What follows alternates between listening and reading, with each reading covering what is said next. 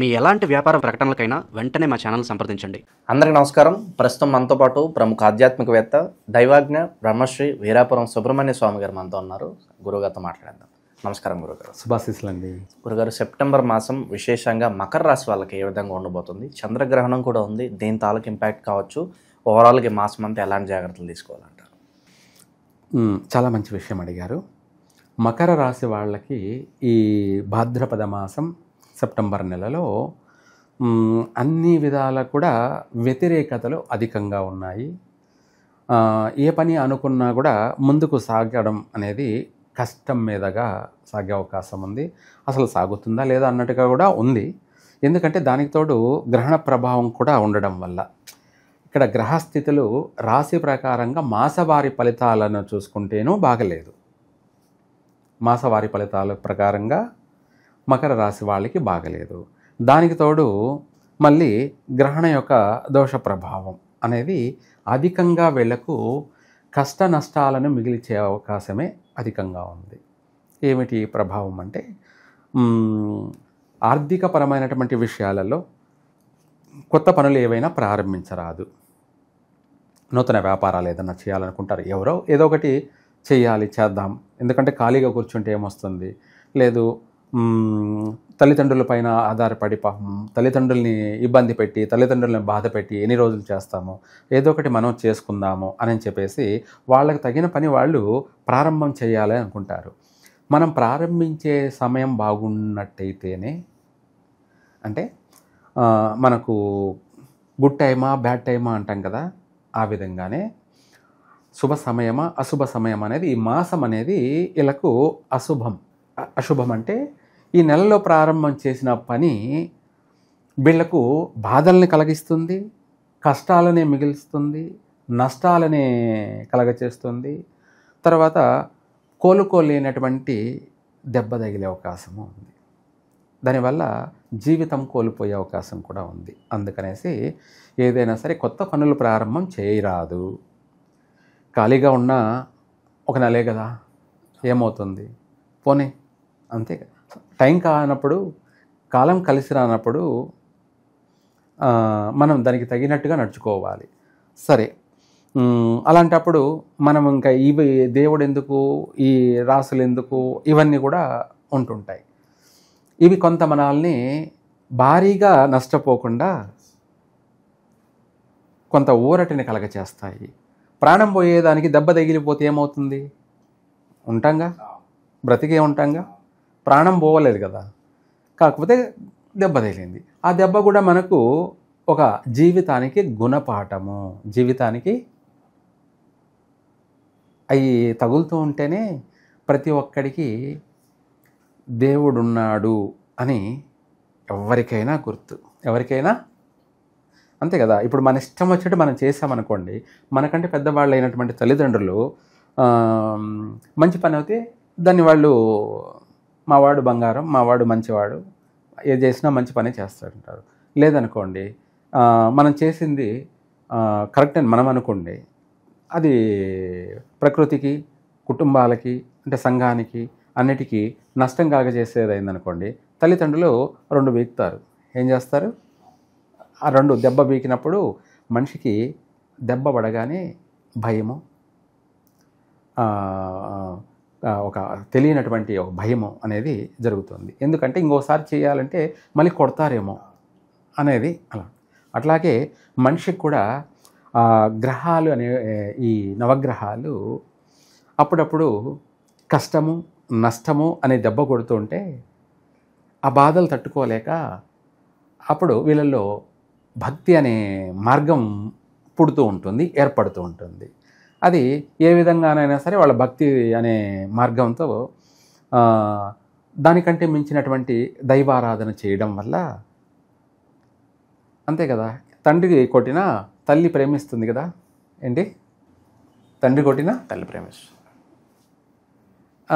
అలాగే గ్రహాలు మనల్ని కష్టపెట్టినా మనం పూజించే దైవం అనే శివుడు అనుకోవచ్చు, లేదంటే ఆంజనేయ స్వామి అనుకోవచ్చు, లేదంటే గణపతి అనుకోవచ్చు, లేదంటే మహావిష్ణువు అనుకోవచ్చు, లేదంటే అమ్మవారు అనుకోవచ్చు. ఎవరెవరు ఏ విధంగా పూజించినా ఇష్టదేవతాభ్యో నమః, వాళ్ళు తల్లి లాంటి వాళ్ళు. వాళ్ళు మనల్ని కాపాడతారు. వాళ్ళు మనల్ని అదే దాన్నే చేతులెత్తి నమస్కారం పెట్టడం తప్పకుండా కాపాడుతుంది. తల్లి లాంటి వాళ్ళు దైవం. కాబట్టి ఇక్కడ మనము చేసింది ఏది వృధా కాదు, అది 100%. అయితే ఏమిటి ఇదంతా అంటే మనకు కష్టాలలో మాత్రమే మనము దైవారాధన చేయడం ఇంపార్టెంటు. బాగున్నప్పుడు చేసినా చేయకపోయినా కష్టం వచ్చినప్పుడు మాత్రమే, ఎందుకు అది దెబ్బ తగిలినప్పుడే కదా మందు పూసుకుంటాము. ఎందుకంటే అది చెడిపోకుండా ఉండడానికి. మందు పోయలేదనుకోండి అది పుండైపోవచ్చు, చీంకారచ్చు, లేదంటే పురుగులు పడి అంటే ఇన్ఫెక్షన్ అయి పెద్దగా ప్రమాదం ప్రాణ నష్టం దాకా పోవచ్చు. అందుకనే దానికి మందు పూసామనుకోండి మానిపోతుంది. కష్టం వచ్చినప్పుడు భగవంతుడిని ఆరాధించామనుకోండి బాగుపడతాం, చెడిపోంగా బాగుపడతాం అన్నది ఇది. మనం చెప్పే ప్రతి అంశం కూడా ఏది చెప్పినా ఎన్ని చెప్పినా ఎవరు ఎన్ని చెప్పినా ఎవరు ఏది చేసినా వాళ్లకు బాగుపడడానికి, మంచి మార్గంలో నడిపించడానికి. వాళ్ళు బాగుంటారు, వాళ్ళు బాగున్నప్పుడు మనము బాగుంటాం. ఇది 100% సత్యం. ఇది అక్షర సత్యం. అయితే ఈ రాశి వాళ్ళకి సర్వ విధాల ఈ భాద్రపద మాసం అంతా కూడా అధికంగా ఆటంకాలు ఉన్నాయి. వివాహ ప్రయత్నాలు చేయొద్దు, నూతన వ్యాపారాలు చేయొద్దు, ఉద్యోగాలలో కూడాను అధికంగా శత్రువులు అధికమయ్యే అవకాశం ఉంది. మనం ఏదైనా ప్రమోషన్ వస్తుంది మనం అనుకుంటే ఉన్న జాబుకే ఉన్న ఉద్యోగమే ఊడిపోయే సమస్యలు కూడా ఉన్నాయి.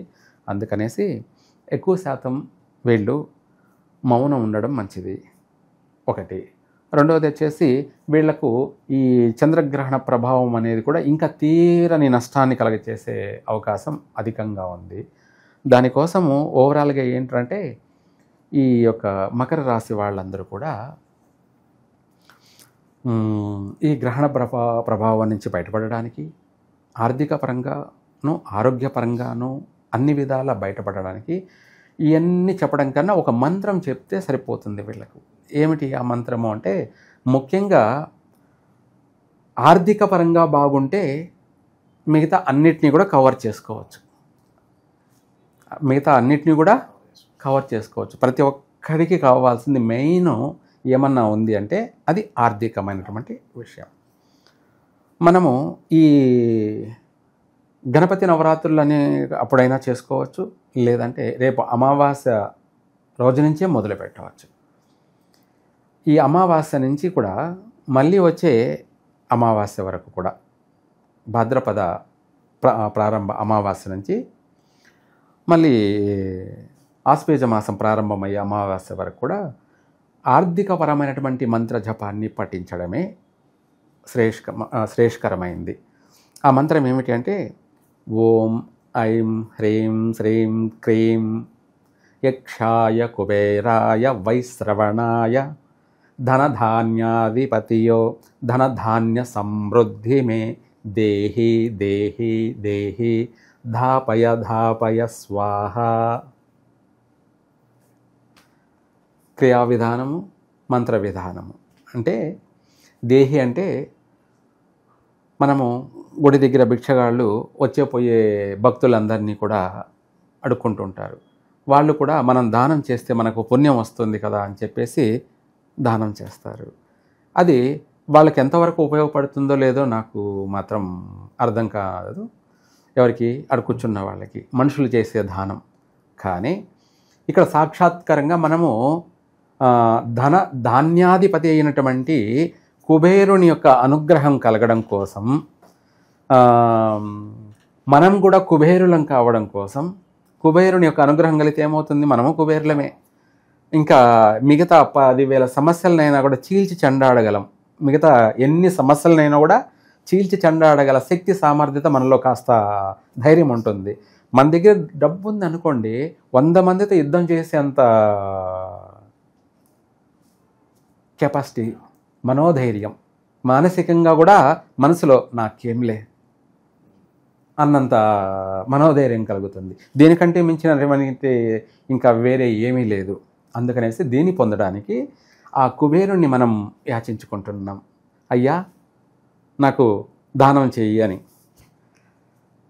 ఎవరిని అడుగుతున్నాము? సాక్షాత్తు యక్షుడైనటువంటి సాక్షాత్ భగవంతుడే అయినటువంటి భగవంతుడు అంటే వెంకటేశ్వర స్వామి ఈయన దగ్గరికి వెళ్ళి అప్పు తెచ్చుకున్నాడు. ఎవరి దగ్గరికి వెళ్ళి? కుబేరుడి దగ్గరికి వెళ్ళి పెళ్లి చేసుకోవడానికి. ఇప్పుడు మనం అంతా కూడా పెళ్లిళ్ళకి అప్పు చేసుకుంటూనే ఉన్నాంగా. ఆయన అప్పు చేయడం వల్లనే మనం అందరం కూడా వివాహాల కోసం అప్పు చేసుకుంటూ ఉన్నాం. పెళ్లి చేయాలంటే మామూలు విషయం కాదు, ఖర్చు అవుతుంది. దానికోసం ఎంత ఉన్నా కూడా ఇంకో కొంతన్నా మనము కట్నాలు ఇవ్వాలి. కట్నాలు ఇచ్చిన తర్వాత పెళ్లి చేయాలంటే ఖర్చు కావాలి. ఆ ఖర్చుకు తగినటువంటి మనం ఎంత అయితే ఉందో అంత అప్పు తెచ్చుకొని అంగరంగ వైభవంగా వివాహం చేసుకుంటాం.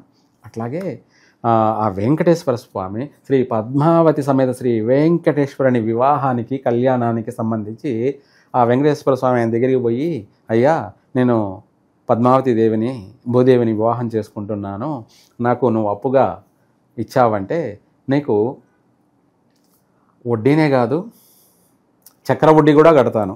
ఏమిటి?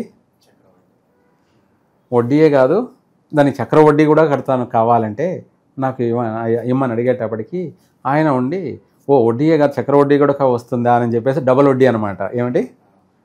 ఇప్పుడు మామూలుగా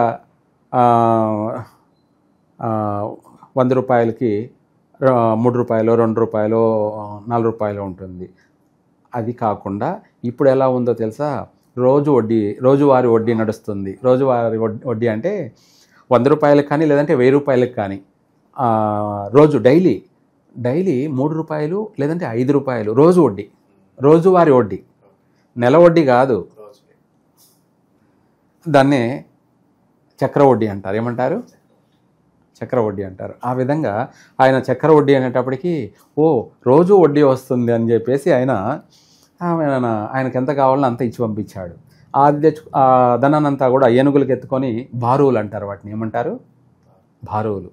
వాటికి ఎత్తుకొని చంద్రగిరికి వచ్చి వాళ్ళ అత్తమామలకు చూపించి వాళ్ళని ఇంప్రెస్ చేసి ఆయన వివాహం చేసుకున్నాడు. ఆ వివాహానికి వాళ్ళందరిని ఆహ్వానించినప్పుడు అందరూ వజ్రాలు వైడూర్యాలు మనులు మాణిక్యాలన్నీ మరకతంబులు అన్నీ కూడా సువర్ణాలు అన్నీ మొత్తం సువర్ణం అంటే బంగారం, వెండి, రాగి, ఇత్తడి అన్నీ కూడా తీసుకొచ్చి వాళ్ళకు కట్న కానుకలుగా సమర్పించారు. ఆ కట్న కానుకలు వచ్చిన అవన్నీ కూడా ఈయన దగ్గరే ఉండి అవన్నీ కూడా మూటగట్టుకొని, స్వామి ఇది వడ్డీ మాత్రమే. ఏమిటి? వడ్డీ మాత్రమే.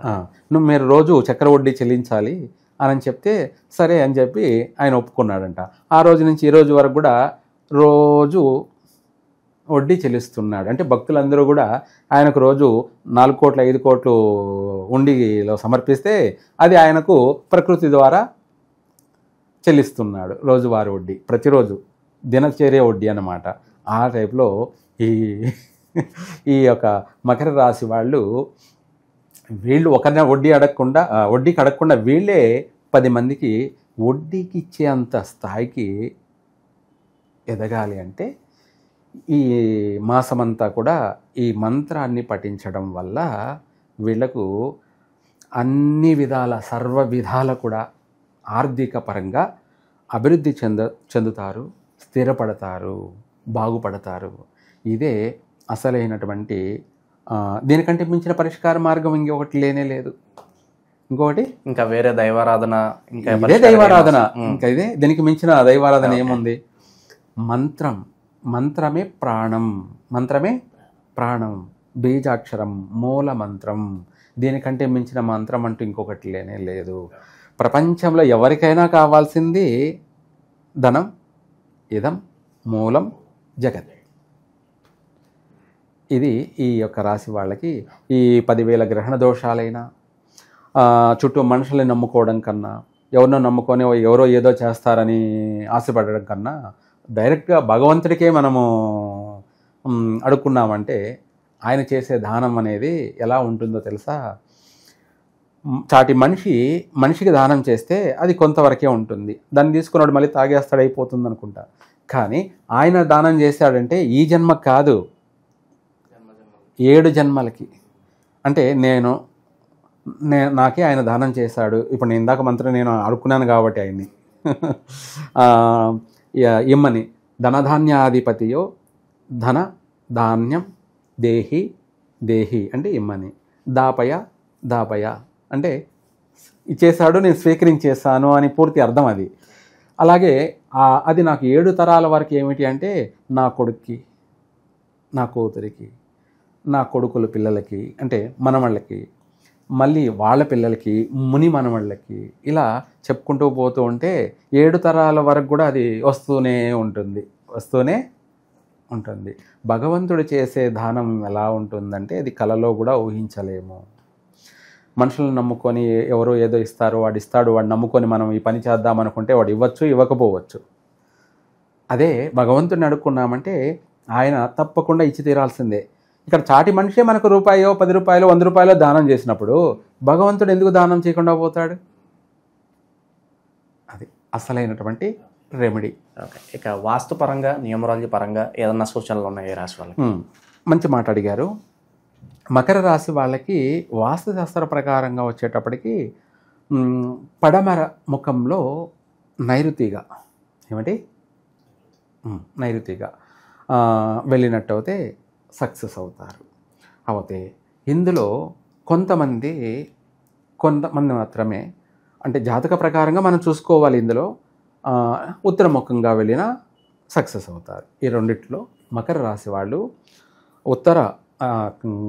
ఉత్తరం కానీ లేదంటే పడమర నైరుతి దిశగా కానీ బయలుదేరి వెళ్ళినట్టయితే ప్రతి రంగంలోనూ విజయాన్ని సాధించగలుగుతారు.